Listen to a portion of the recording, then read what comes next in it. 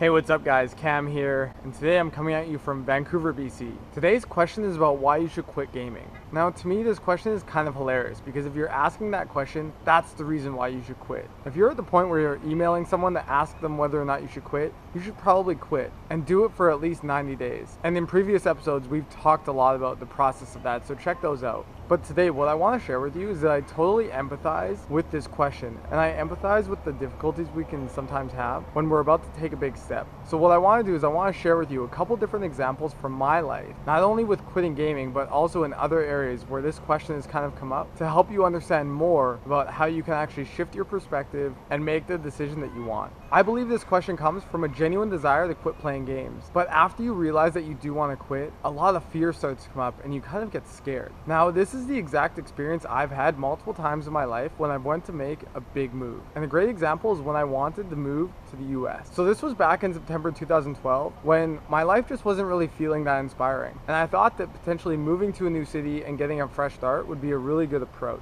I heard that Boulder, Colorado was a cool spot, so I decided to get in my car and road trip down, go check it out. When I got there, I knew this was exactly where I wanted to be. And I decided that I was going to move there. But just as quickly as I made that decision to move, I then made the opposite decision not to. So why did this happen? It happened because I started to think about all the different things that I would have to deal with. Did I really want to do long distance with my girlfriend? What about all my friends? Could I really move to a new country where I really didn't know anybody? So I got scared and decided not to move. At the time, I justified it by saying I would move after Christmas or I would move in 6 months, but really I was just giving into fear. Long story short, and you can see this in my second TEDx talk, but my life totally blew up. So I took 4 months to really think about whether or not I genuinely wanted to move to Colorado, and if I did, how I was going to do it. Now, when I was making this decision, the process I focused on was just thinking about whether or not I actually wanted to do it. I wasn't thinking about all of the logistics I'd have to deal with. I was just focusing on whether or not I wanted to. And I think this is a really important first step. Before you make a big decision in your life, you need to understand whether or not it's something that you want to do. Once you know that you actually want to do it, then it's a lot easier to figure out a bunch of different solutions. So what happened with me was that I would constantly think about whether or not I wanted to move. And one particular time stood out. I had just had dinner in my apartment and I went to bring the dishes to the kitchen. I realized I really wanted to do it and I was going to move. For a minute, I was feeling very inspired. But then next thing you know, I started to get a lot of different fear, specifically around what would happen if I moved and it failed, which had previously happened to me when I moved to Victoria. So all this fear started to come up, but what was important was I was able to realize the difference between my genuine desire to move and the fear, because they're two separate things.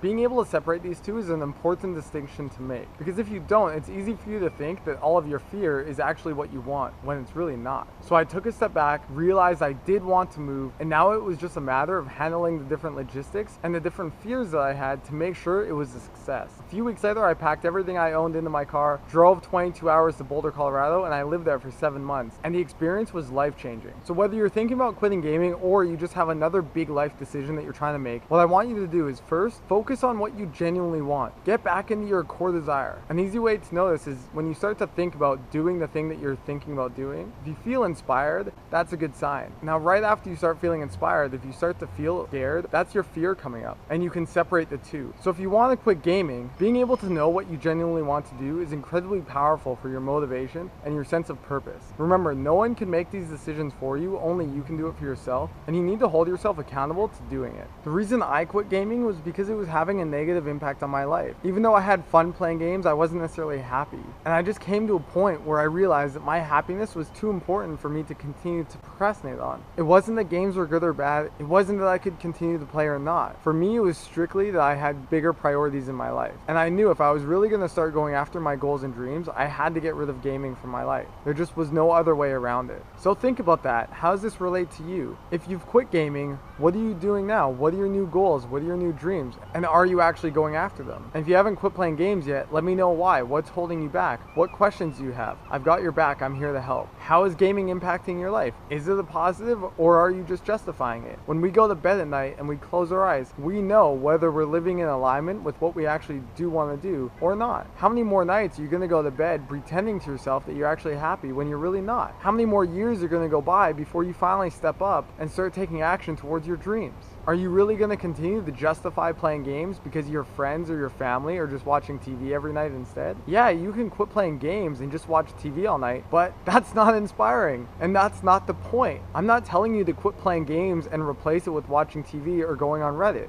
I'm telling you, if you want to quit playing games, do it for yourself, but do it because you actually want to, and because you have other priorities, you have other things that you want to do. Do it because you want to start stepping up and going after these goals and dreams you have. Do it because you want to earn your confidence by how you show up every day, instead of getting it superficially in a game. Do it because you actually want to learn how to make new friends instead of staying in your comfort zone and meeting everyone online where you're comfortable. Just because you can play video games doesn't mean you have to. If you want to see how quitting gaming has been the best decision of my life, you can check a video I put out 2 weeks ago. But remember, you have to answer all of this for yourself. Just think about it. 5 years ago, what were you saying to yourself? Were you saying that you were only going to play for one more summer, one more year, one more semester? What were the deals you made with yourself a couple years ago? What do you really want to be? What do you want your life to actually look like? What's an ideal day? We've never lived in a time where we've had more opportunities to do anything that we want. And I promise to always be an example of that for you. I didn't even graduate high school, and now I'm traveling around the world, working on a business I'm super passionate about, and hanging out with friends that inspire me. Anything you want, it's possible if you step up to make it happen, but nobody's gonna do it for you, and it's not going to happen if you just quit playing games. That's only step one. But what are you gonna do after that? Why you should quit gaming is because you want to, and that's it. And now, yes, you're gonna need to figure out different activities to do. You're gonna need to figure out what to do with your friends. You're gonna need to find a greater sense of purpose in your life so that you have motivation. And the good news is, this Game Quitters community has your back. We're all in this together, and I'm here to help you out. What's the big decision you're trying to make? Is it about quitting gaming? Is it about something else? Leave that in the comments below. All right, so that's it for me today, guys. I hope you guys have a great week. I'll talk to you guys soon. All right, peace.